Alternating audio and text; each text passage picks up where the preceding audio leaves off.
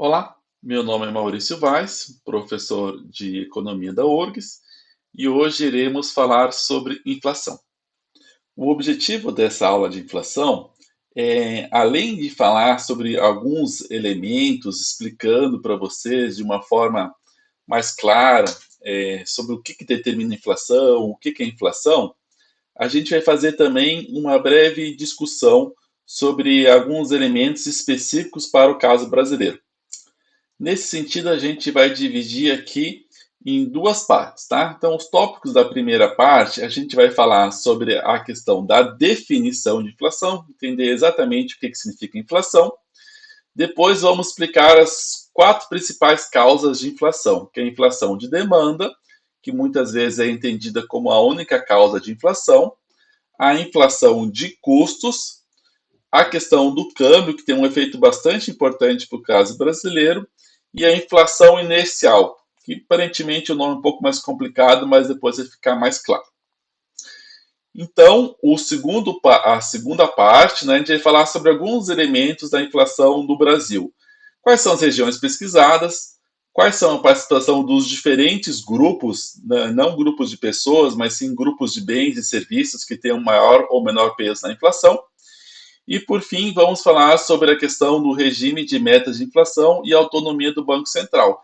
São diversos elementos, né? Obviamente, o intuito aqui não é aprofundar demais em cada um deles, mas dar uma noção geral sobre esses importantes elementos em relação à inflação.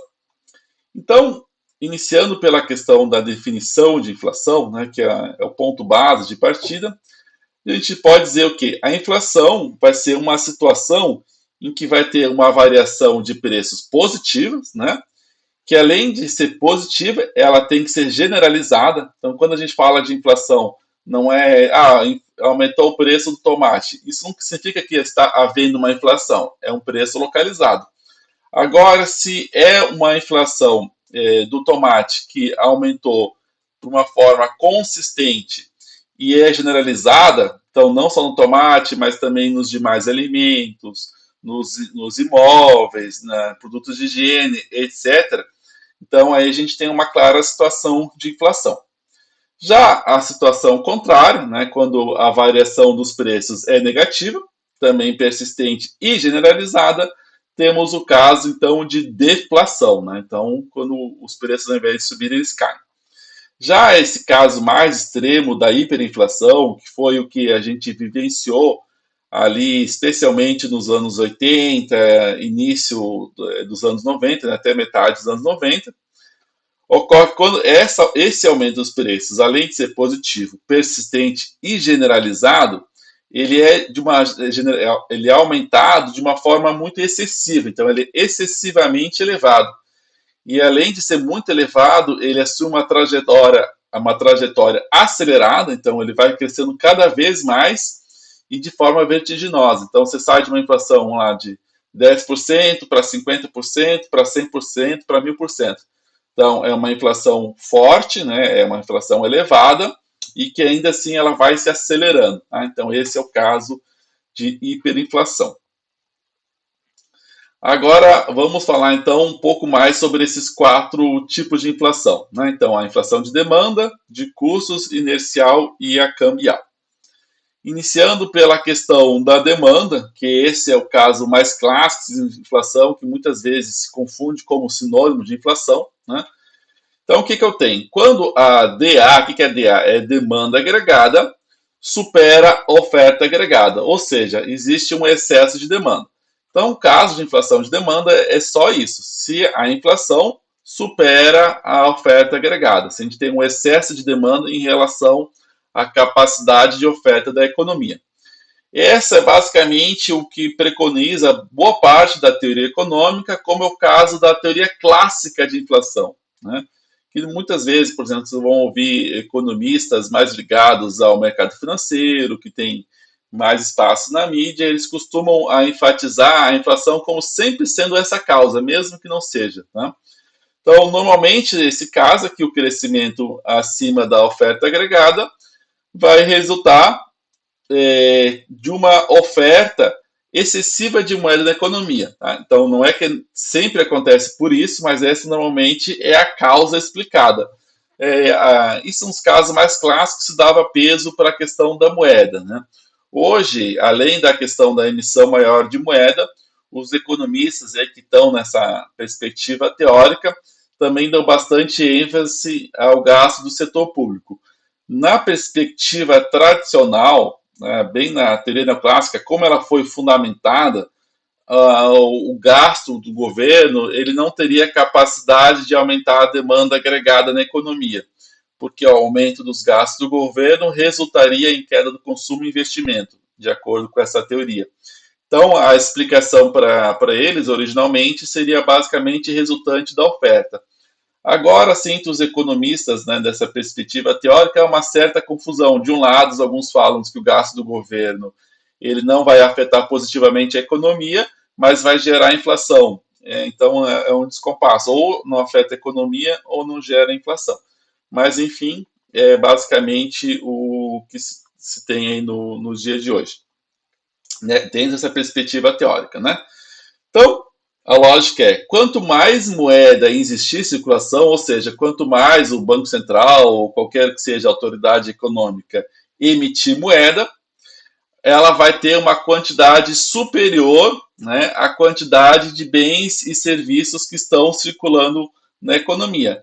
Então, se você aumenta a quantidade de moeda para uma dada quantidade de bens e serviços, você, ao criar um excesso de moeda, é como se estivesse perdendo o valor dessa moeda. Quando você tem um excesso de oferta, o preço dela tende a diminuir.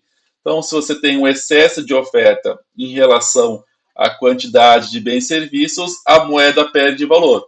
Se a moeda perde valor e as coisas são medidas na moeda, significa que as coisas estão mais caras em relação à moeda. Por isso que se tem a inflação. Então, fazer uma explicaçãozinha formal aqui, mas é uma coisa bem simples, não precisa se preocupar. Então, nós temos o quê? Formalmente, pode explicar por meio da teoria quantitativa da moeda, que é uma das primeiras teorias que buscou explicar a relação entre quantidade, moeda e a inflação. Tá?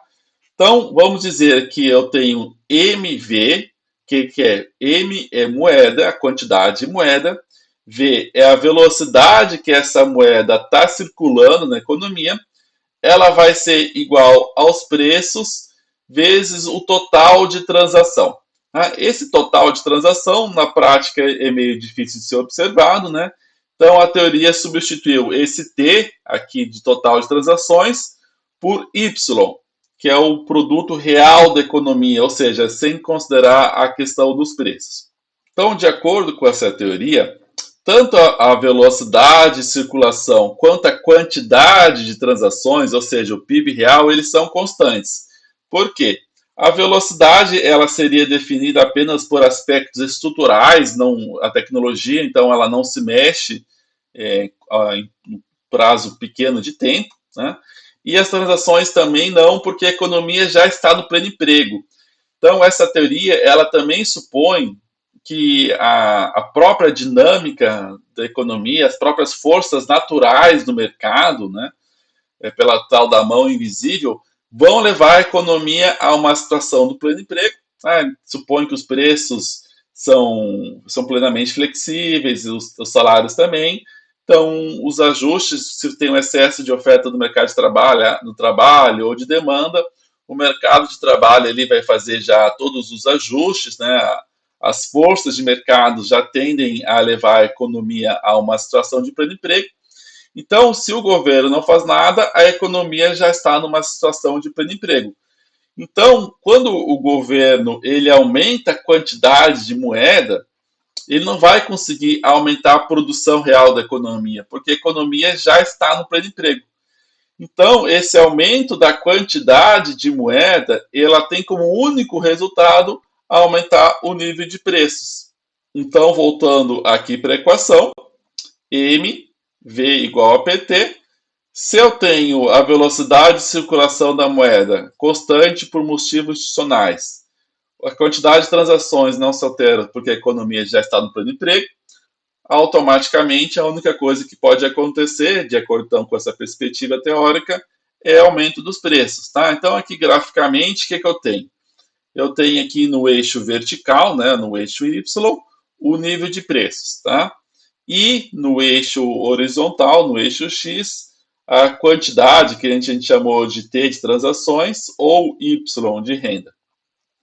Então, a economia aqui, inicialmente no ponto A, é uma economia que já está no pleno emprego. Então, você tem a demanda agregada na economia, que, de acordo com esse pressuposto teórico, ela vai reduzindo de acordo com os preços, ela vai aumentando de acordo com os preços, desculpa, e a oferta agregada vai ser considerada uma reta vertical, porque a economia já está operando no pleno emprego. Né?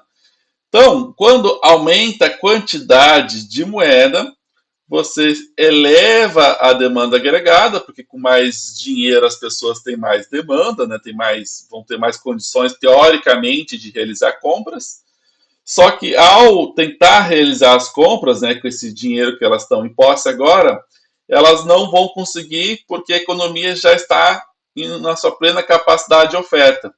Então a economia vai do ponto A para o ponto B, ou seja, a única coisa que mudou é o nível de preços, já que a quantidade não se altera, porque a economia já está numa situação de pleno emprego.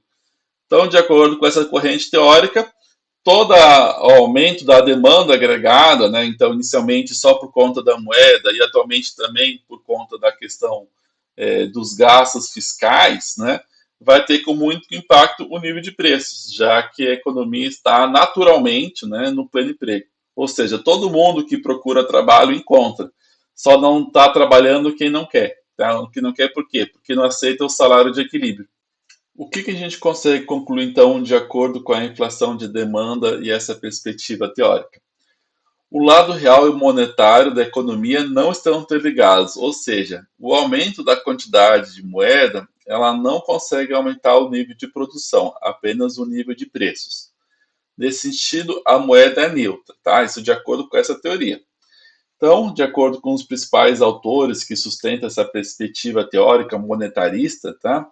Então, de acordo com Friedman, em 1970, inflação é sempre e em todo lugar um fenômeno monetário. Tá? Então, eu não vou aqui entrar na discussão sobre os impactos da política monetária, né, se favorece ou não a economia. Né, existe até uma larga experiência que mostra que a política monetária, sim, afeta o lado real da economia. Existe uma quantidade bastante ampla de teoria que sustenta isso, né? A mais famosa é a obra do John Maynard Keynes, né? E todos depois os autores que seguem essa perspectiva teórica, mas aí a gente fica para uma aula sobre política monetária em si e o impacto na economia, tá? Aqui a aula de hoje a gente vai se prender no caso da inflação. Mas a gente já consegue ao menos dar uma comentadinha sobre isso, falando sobre o caso relativamente recente, sobre a situação dos Estados Unidos, não foi só os Estados Unidos, né, outros países também fizeram, que foi o quê? Após a crise de 2008, fizeram uma grande emissão de quantidade de moeda. Então vamos ver aqui no caso concreto se sempre uma quantidade, o aumento da quantidade de moeda vai causar inflação. Tá? Não é então assim que nunca causa inflação, até pode causar numa situações que a economia está no pleno emprego. Mas a economia, de fato, ela não está sempre no pleno emprego, né? Isso a gente pode observar na realidade econômica, né? Então, pegando o caso aqui bem concreto da economia dos Estados Unidos após aqui a crise financeira global, né, de 2008.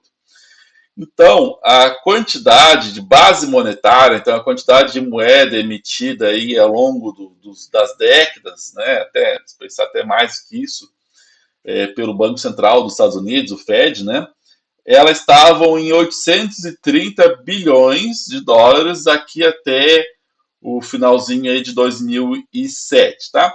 Aí em 2008 aconteceu então aquela crise que iniciou no subprime, depois foi indo para diversas dinâmicas, mexer com derivativos, produtos estruturados, etc, tá? Que é algo que a gente não vai tratar aqui. Mas enfim, aconteceu essa grande crise e uma forma de buscar evitar uma deflação, uma crise econômica maior, uma forma de prejudicar mais, evitar que se prejudicasse mais a economia e que os bancos falissem, foi que o Banco Central lá dos Estados Unidos fez um conjunto amplo de políticas, tá? Que são chamadas de políticas monetárias não convencionais. A gente também não vai ter como tratar aqui, tá? Mas o foco é observar que houve uma grande emissão de quantidade de moeda. Então, você vai historicamente estar numa situação aqui de 830 bi, e em poucos anos, né, depois de poucos meses, mas depois de poucos anos, você sai de 830 bi, aí praticamente dobra aqui, ó, em poucos meses, você dobra a quantidade de moeda, e depois continua aumentando, até chegar em 4 trilhões, ou seja, mais do que 4 vezes a quantidade inicial de moeda. Então, de acordo com a teoria que a gente viu anteriormente, a inflação, né, ela deveria mais que quadruplicar, né? Não a inflação, mas os preços mais que quadruplicarem, né? Então, aí você tinha que ter uma inflação de 100%, 200%, 300%, 400%, durante esse período, tá? Então, não é só que a inflação era 2, foi para 4, foi para 8, né? Não é nesse sentido. Os preços iriam dobrando, né, de acordo com a teoria. Então, a inflação teria que ser 100%, 200%, 300%, tá? Aí ela ficou relativamente estável, depois deu uma decaída, e até agora, na pandemia, ela voltou a aumentar bastante. Mas eu quero mostrar esse foco aqui para vocês, que a gente for analisar, então, o índice de preços aqui dos Estados Unidos, a gente observa uma relativa estabilidade. O que eu tenho aqui, ó? Aqui é a taxa de inflação, índice de preços, né? Essa é a inflação total, tá? Que ela, tá vendo? Ela sobe aqui, dá uma aumentadinha, 5 e poucos por cento, não, é bem longe de 100%, né? Mas depois ela cai também, ela fica negativa. Aí ela vai subindo, fica negativa, subindo, tá? Por quê? Isso aqui é inflação total, tá?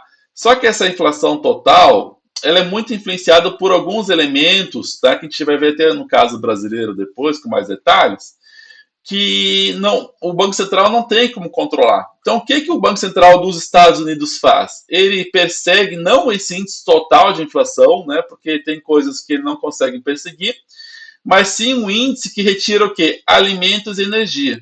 Então, não é que alimento e energia não seja importante, é importante também. Só que isso não vai ser muito controlado pela taxa de juros, né, que basicamente o Banco Central faz. Ele aumenta e reduz a quantidade de moeda para atingir uma determinada taxa de juros. Então, se a gente for analisar pela inflação que de fato o Fed persegue, olha só, ela estava em 3%, aí a quantidade de moeda foi dobrando, ó, e ela se manteve estável. Então, se você retira, até ela foi caindo com o desaquecimento da economia, por mais que houve todo esse aumento da quantidade de moeda. Então, a inflação até caiu. Então, você quadruplicou, mais que quadruplicou a quantidade de moeda na economia. Então, a inflação era para sair de 13% aqui para 300%. Na verdade, ela ficou estável. Ou seja, o aumento da quantidade de moeda não resulta necessariamente em aumento dos preços. Por que isso não acontece? Porque, na realidade, nem a questão da economia está no pleno emprego e nem a velocidade de circulação da moeda são constantes na realidade. Então, a economia, por exemplo, aconteceu uma crise, a quantidade de transações, ou seja, o PIB real, ela cai bastante. E a velocidade de circulação também cai. Por quê? Porque nesse contexto de incerteza, os agentes vão fazer o quê? Eles vão reter moeda. Eles vão parar de consumir, vão deixar de realizar investimento, né? Não vão parar de consumir, vão reduzir o consumo, vão deixar de realizar investimento. Então, aquela moeda que estava circulando na economia, essa velocidade, ela cai abruptamente. Então, o que o Federal Reserve fez? Ele aumentou bastante a quantidade de moeda para tentar aumentar a confiança dos agentes e fazer essa moeda circular e evitar que os preços e a quantidade de transações, ou seja, o PIB, caísse. Tá? Então, não há uma relação automática entre quantidade de moeda e o preço e a inflação. Depende muito da situação. Então, se você mesmo que não tenha um grande choque como 2008, mas se a economia está abaixo do pleno emprego, né, você pode aumentar a quantidade de moeda, que ao invés de aumentar o preço, vai aumentar o número de transações. Tá? Bom, isso então seria a causa da inflação. Não quero dizer também que pode haver sim inflação de demanda, quando a economia está mais aquecida, aumenta a demanda por trabalhadores, os trabalhadores vão disputar maiores salários, né? Também as empresas observando que está tendo um grande aumento dos seus produtos, vão subir os preços, então pode acontecer inflação de demanda, mas nem sempre é esse caso.